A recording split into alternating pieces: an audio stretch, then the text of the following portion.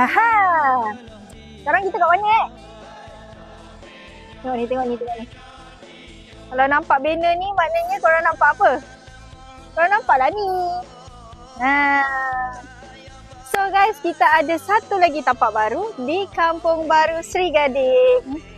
So untuk tapak kali ni berkeluasan 816 kaki persegi. Kita ada 3 bilik dan juga 2 tandas.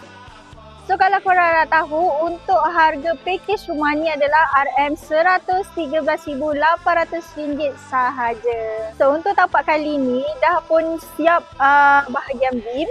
So kita tengah tunggu untuk dirikan tiang pula.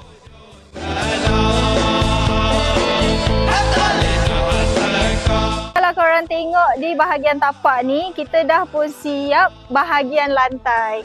Kalau korang nak tengok untuk update progress selanjutnya, korang jangan lupa follow kita, like, comment and share. Okay? Bye-bye.